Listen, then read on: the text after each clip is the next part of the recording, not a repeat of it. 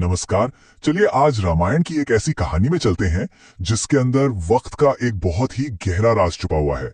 एक ऐसा कॉन्सेप्ट जो शायद हमारे सोचने का तरीका ही बदल दे।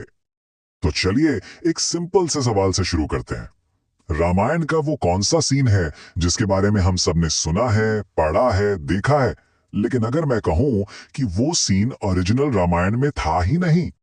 जी हाँ, बिल्कुल सही सुना। हम बात कर रहे हैं लक्ष्मण रेखा की। ये वो रेखा है जिसे सीता की सुरक्षा का सबसे बड़ा सिंबल माना जाता है, लेकिन ये वाल्मीकि रामायण का हिस्सा है ही नहीं।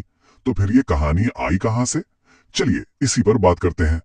तो देखिए, ये जो लक्ष्मण रेखा का कॉन्सेप्ट है ना, ये बाद में आई रामायण की कहानियों में जोड़ा गया, शायद इसलिए कि महिलाओं की सुरक्षा और उनकी सीमाओं पर जोर दिया जा सके। और यही चीज हमें एक बहुत इंपॉर्टेंट बात बताती है कि रामायण कोई एक बंद किताब नहीं है, बल्कि एक जिंदा कहानी है जिसके न जाने कितने वर्जन्स हैं।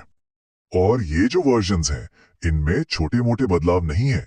कुछ वर्जन्स में तो सोच के देखिए, सीता को रावण की बेटी बताया गया है।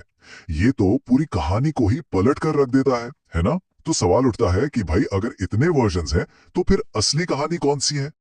मतलब अगर भगवान राम एक थे और रामायण एक ही बार हुई, तो फिर इतनी अलग अलग कहानियां कैसे बन गईं? इसका जवाब दरअसल कहानियों के सफर में ही छुपा है। सोच के देखिए, रामायण सदियों तक लिखी नहीं गई, सिर्फ सुनाई जाती थी, एक से दूसरे को पीढ़ी दर पीढ़ी, बिल्कुल उस गेम की तरह जिसमें हम एक दूसरे के कान में कोई बात कहते हैं और आखिर तक आते आते वो बात पूरी तरह बदल जाती है। हर पीढ़ी ने इसमें अपनी समझ, अपने कल्चर के हिसाब से कुछ जोड़ा, कुछ बदला। लेकिन रामायण के इतने वर्जन्स होना, ये तो बस शुरुआत है।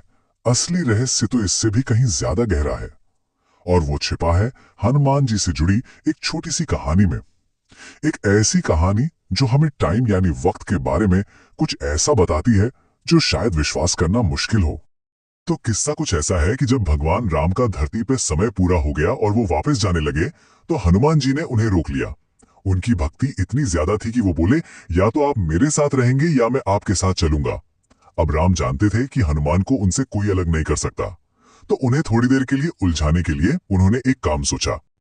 उन्होंने अपनी अंगूठी जमीन की एक दरार में गिरा दी और हनुमान जी से कहा कि वो उसे ढूंढ कर लाएं। बस हनुमान जी ने अपना रूप छोटा किया और उस दरार में उतर गए। ये सफर उन्हें ले गया पाताल लोक, नागों की रहस्यमयी दुनिया में। और वहां उनका सामना एक ऐसे सच से हुआ जिसकी उन्होंने कल्पना भी नहीं की थी। वहां उनकी मुलाकात हुई नागों के राजा शेषनाग से। जब हनुमान जी ने उन्हें बताया कि वो राम की अंगूठी लेने आए हैं, तो शेषनाग मुस्कुराने लगे, जैसे उन्हें पहले से ही सब कुछ पता हो। शेषनाग ने हनुमान से कहा, यह पहली बार नहीं हो रहा है। हर बार जब राम का समय पूरा होता है, वो तुम्हें पीछे छोड़ने के लिए यही तरीका अपनाते हैं। यकीन ना हो तो पीछे मुड़कर देखो। और जब हनुमान जी पीछे मुड़े तो उनके होश उड़ गए। उनके पीछे बिल्कुल वैसी ही अंगूठियों का एक पूरा पहाड़ था, अनगिनत अंगूठियां। हर अंगूठी एक राम की थी, एक रामायण की थी, एक पूरे युग की थी। ये सबूत था कि ये कहानी, ये पूरा वक्त अनंत बार हो चुका है। तो ये कहानी सिर्फ एक कहानी नहीं है, ये हिंदू फिलॉसफी के एक बहुत ही इंटरेस्टिंग कॉन्सेप्ट को समझाती है। वो कॉन्सेप्ट ये है कि टाइम यानी समय एक सीधी लाइन में नहीं चलता। वो एक सर्कल है, एक साइकिल जो बार बार हमेशा खुद को दोहराता है। इस फिलॉसफी के हिसाब से वक्त को 4 युगों में बांटा गया है: सत्य युग, त्रेता युग, द्वापर युग और कली युग। हर युग के अपने गुण होते हैं, और जैसे ही कली युग खत्म होता है, प्रलय आता है और फिर से एक नया साइकिल शुरू हो जाता है सत्य युग से। और इस साइक्लिकल टाइम का, इस घूमते हुए वक्त का एक बहुत ही खूबसूरत सिंबल है भगवान शिव का डमरू। सोच के देखिए, डमरू का शेप कैसा होता है? एक तरफ से चौड़ा, बीच में पतला और फिर दूसरी तरफ से चौड़ा। ये बिल्कुल वक्त के फ्लो जैसा है। एक युग शुरू होता है, फैलता है, फिर अंत की तरफ सिकुड़ता है, ताकि एक नया युग फिर से शुरू हो सके। और यहाँ आती है सबसे कमाल की बात। अगर आप डमरू को साइड से देखें और इसके शेप को ट्रेस करते चले जाएं, तो क्या बनता है? इन्फिनिटी का सिंबल, अनंत का चिन्ह। इससे बेहतर तरीका क्या हो सकता है ये बताने का कि ये साइकिल, ये वक्त का पहिया कभी नहीं रुकता। इसे समझने का एक और आसान तरीका है, एक आवर ग्लास यानी रेत घड़ी। जब सारी रेत नीचे चली जाती है, तो क्या वक्त खत्म हो जाता है? नहीं, हम उसे बस पलट देते हैं और वही प्रोसेस बिल्कुल वैसा ही फिर से शुरू हो जाता है। अच्छा, अब ये सारी बातें सुनने में माइथोलॉजी यानी पौराणिक कथाएं लग सकती है ना। ऐसा लग सकता है कि ये तो बस कल्पना है।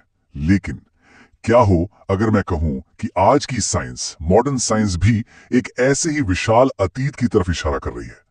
कुछ ही टाइम पहले की बात है, इंडिया में साइंटिस्ट को एक सांप का फॉसिल मिला है। कोई मामूली सांप नहीं, 50 फुट लंबा, 50 फीट। ये अब तक का धरती पर मिला सबसे बड़ा सांप है। और जानते हैं उन्होंने इसका नाम क्या रखा? वासुकी इंडिकस, पौराणिक नाग राजा वासुकी के नाम पर।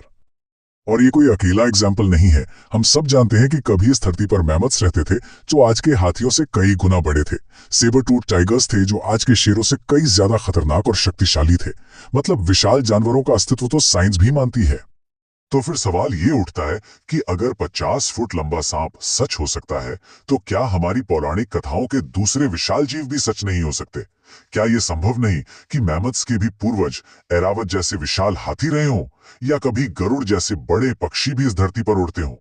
तो देखिए, चाहे वो रामायण की कहानियां हो या साइंस की खोजें, दोनों हमें एक ऐसे अतीत की तरफ ले जा रही हैं जो आज से कई ज्यादा विशाल और अद्भुत था। और ये हमें उस एक आखिरी सवाल पर लाकर छोड़ देती हैं कि क्या ये सब कुछ पहले भी हो चुका है? और अगर हाँ, तो क्या ये सब कुछ फिर से होगा?